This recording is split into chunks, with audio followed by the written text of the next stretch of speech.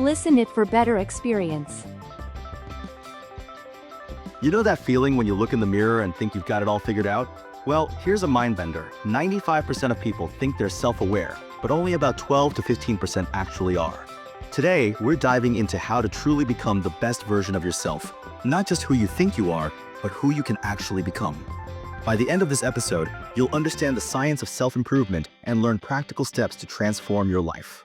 You know, that statistic really hits home because it shows how much room for growth we all have, even when we don't realize it. Exactly. And speaking of growth, I've noticed there's this huge emphasis on dramatic transformations. But you've got a different take on this, right? Yeah, absolutely. According to recent research, the most effective changes are actually what psychologists call quiet self-improvement. These are smaller, less visible changes that compound over time. That's fascinating. Can you break that down a bit more? Well, think of it this way. Instead of trying to overhaul your entire life overnight, research shows that focusing on small, consistent actions creates more lasting change. That makes sense. But where do people usually start? The first step, according to psychological research, is actually being kinder to yourself. Most people wait to be kind to themselves until after they improve, but that's backward. Wait, what? That seems counterintuitive. Right? But here's the thing. The person doing the improving needs kindness now. The flawed you of today is who will do the work to become the stronger you of tomorrow. That's actually really powerful. And it kind of connects to something interesting I found, this whole idea of self-discipline being like a hobby you can develop. Yes. This is such an important point. Just like someone might not start out as a tennis player or photographer, but develop those interests later in life, self-discipline can be developed at any age. So it's not something you're just born with? Not at all. Studies show that self-discipline is like a muscle. The more you exercise it, the stronger it gets. Let's talk about practical steps. What are some daily habits that actually make a difference? Well, recent research points to several key areas. The first is mindfulness. Spending just 10 minutes a day focusing on the present moment can significantly lower stress levels. Only 10 minutes? That seems doable. Exactly. And here's another interesting one. Studies show that regular physical activity reduces poor mental health days by over 40%. That's a huge number. It is. And you don't need to become a gym rat. Even simple activities like walking or gardening count. You know what's really interesting? I came across this content creator who had a fascinating take on food choices. Oh yeah, what was their perspective? They actually argued that eating boring food gives you more power, that keeping meals simple can improve energy levels and mental clarity. That's backed by science, actually. Nutritionists have found that keeping meals simple reduces decision fatigue and helps establish better routines. Speaking of routines, what about mental clarity? That seems to be a big struggle for many people. This is crucial. Research shows that clutter, both physical and mental, increases cortisol, our stress hormone. So a messy space equals a messy mind? Essentially, yes. Studies have found that organized environments help reduce visual distractions and restore mental balance. That makes me think about digital clutter too, all those notifications and endless scrolling. Absolutely. Doctors actually recommend setting limits on screen time, especially in the evening, to help your brain unwind. And what about sleep? That seems to come up a lot in self-improvement discussions. Because it's fundamental.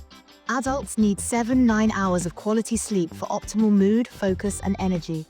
Insufficient sleep can elevate the risk of depression and anxiety. You know what's interesting? We often think of self-improvement as adding things to our lives, but sometimes it's about taking things away. That's such a good point. It's about creating space, both physically and mentally, for growth to happen. Let's talk about social connections. How important are they in this whole journey? They're crucial. Research indicates that people with strong social networks tend to be happier and healthier than those who feel isolated. But with everyone so busy these days, how do you maintain those connections? Studies show that even brief, meaningful conversations can strengthen mental health. It's about quality, not quantity. That's actually really reassuring. And here's something interesting.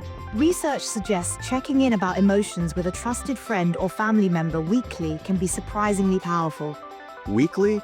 That seems more manageable than trying to have deep conversations every day. Exactly. It's about finding sustainable practices that you can maintain long term. Let's circle back to that self-awareness statistic we started with. How can people actually improve their self-awareness? According to psychologist Tasha Yoirick, True self-awareness requires both internal understanding and external feedback, knowing yourself and how others perceive you. That's fascinating. So it's not just about introspection? No, and here's what's really interesting. Too much introspection without external input can actually be counterproductive. Really? Why is that? Research shows that when we're stuck in our own heads, we often reinforce existing beliefs rather than gaining new insights. So what's the solution?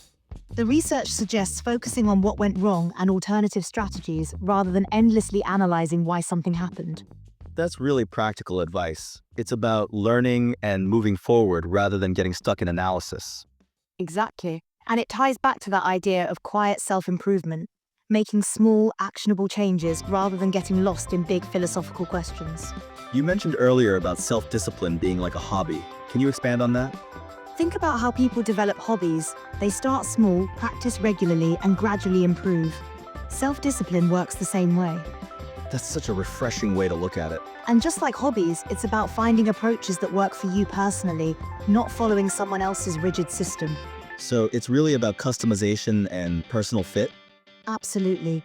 Research shows that sustainable change comes from adapting strategies to your unique circumstances and preferences. As we wrap up, what would you say is the most important thing for people to remember? That becoming your best self isn't about dramatic transformations. It's about consistent, small actions aligned with your values and goals. And those small actions really do add up over time.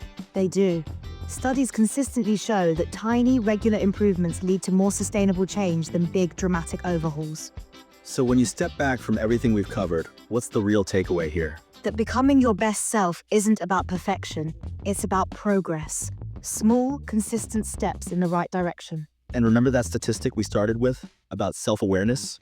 Yes, knowing that gap exists is actually the first step toward genuine growth.